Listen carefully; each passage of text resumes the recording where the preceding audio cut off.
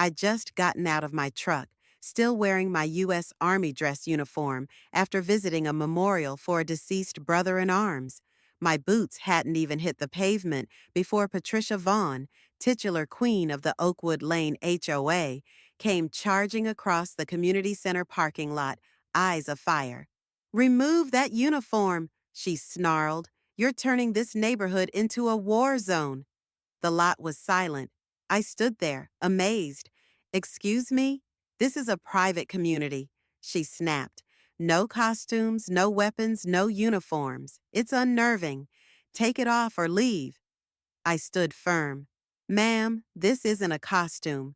I'm Luke Harper, retired Master Sergeant, U.S. Army Special Forces, 4 tours.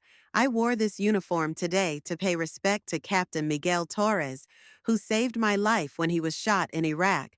I gave the eulogy at his funeral." She snorted. "It's against HOA appearance rules. It upsets residents." There was a small group that had gathered, most of them looking embarrassed. Some grumbled in agreement, but Patricia brushed them away. "Rules are rules," she said. "If I start letting you wear that, where does it stop? Tanks in driveways?" I did not call the police.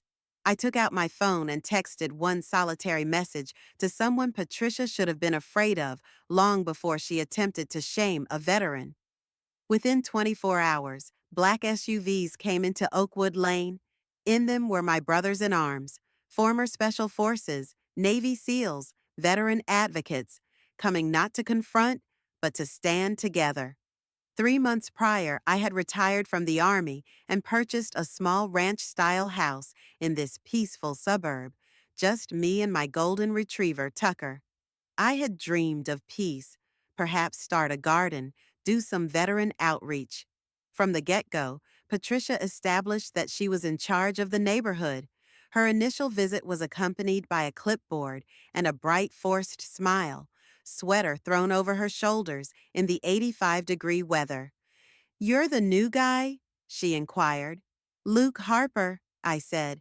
"Patricia Vaughn, HOA president. We're very formal here." Her version of structured was oppressive. In a week, I was cited for mowing too slowly and for Tucker barking at a squirrel. She complained about my American flag being too big. I replaced it, but when she wrote a letter denouncing my porch's muted camouflage decorations as militaristic, I recognized the bias. My next-door neighbor Tom, a retired paramedic, filled me in on the real story. She despises uniforms, adores control. I remained civil until the funeral. Following the tribute to Miguel, I went to a community function Patricia herself had planned. I had RSVP'd weeks earlier. Rather than fitting in, I was ambushed and shamed in public.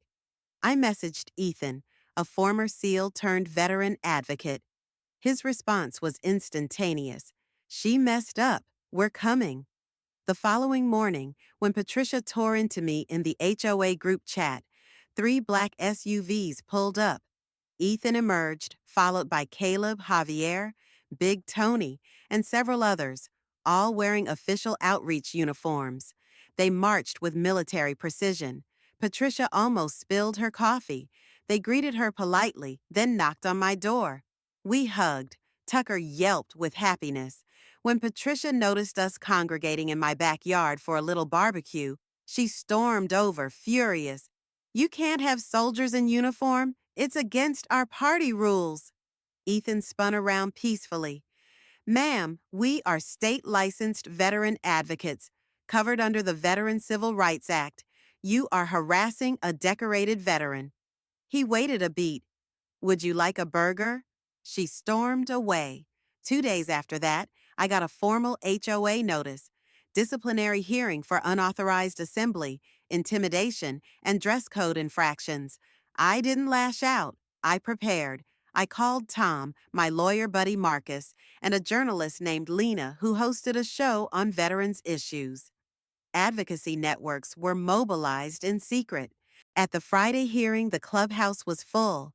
Patricia, accompanied by 2 board members, read the charges like a prosecutor. wore an aggressive uniform, and hosted an alarming military assembly. I stood, flag pin shining. I wore this to a funeral. I honored a hero. Marcus stood, badge in his palm. Trent Nichols, civil rights lawyer. Denying this veteran the right to wear his uniform in public is a violation of U.S. Code 772. You are exposing yourselves to a federal lawsuit. Ethan spoke up. Luke saved my life. His presence raises the spirits of this community. Tom added, Luke cuts grass, pours coffee, and visits widows. That's the man. Mrs. Clara, a cane-clad elderly neighbor, spoke up. My son passed away in Korea. I'd slap anyone who dishonored a uniform like his. The mood changed. Marcus insisted, withdraw the charges. Apologize. Change your rules. Otherwise, we'll see you in court. The board voted unanimously to throw out the complaints. But as I was leaving, I found a note stuck under my wiper. You think you've won? I'll take your house. The day after that, my flagpole was missing, bolted away neatly. When I confronted Patricia, she grinned. Perhaps it wasn't properly secured. When she threatened Tucker indirectly, I knew she was getting more serious. I and Ethan initiated Project Valor, a still morning meeting of vets, sitting in my driveway, drinking coffee, sporting caps and medals.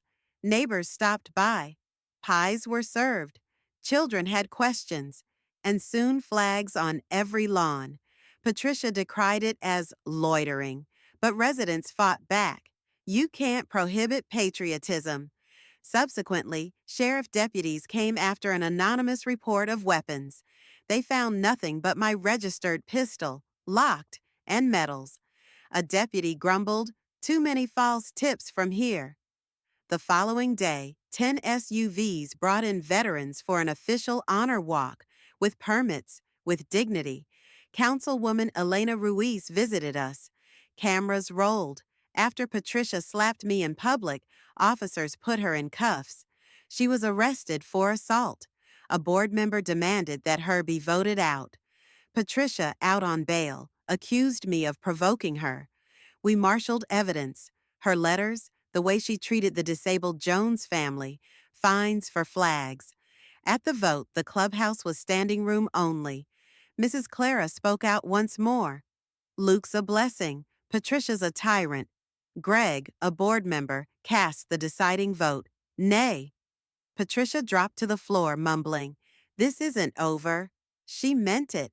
A forged deed appeared, claiming she owned my home. A county clerk flagged it. Marcus filed for injunction and damages. Days leading up to the hearing, a for lease sign showed up on my lawn with Patricia's face. She said it was her new office. Veterans for Justice, Elena Ruiz, and my unit organized. News teams arrived. A retired general spoke. Mrs. Clara read a poem. Ethan boomed. She tried to steal a veteran's home. We don't bow to bullies. Patricia had reported me to the IRS. The agent departed in 10 minutes. My files were immaculate. The last court date came. The judge went over it all. The phony deed, assault, harassment, IRS trick. This is a shameful abuse of a veteran. The judge decreed. All charges dismissed. Damages awarded. State protection granted. Patricia gasped. Defeated. But the threats persisted. Severed security wires. Spent bullet casings. Suspicious men in white vans. One of the intruders was apprehended. Associated with a private company. Colonel Daniel Reed's coalition planned a large veteran rally. Flags along Oakwood. A congressman was present. Patricia's fraud was unraveled. $82,000 stolen from HOA funds. State agents searched her house. She was arrested and permanently excluded. Elena Ruiz's Veteran Housing Rights Act was passed. The Joneses painted a mural of the American flag. Greg's wife left a note. I used to fear uniforms. Now I see peace.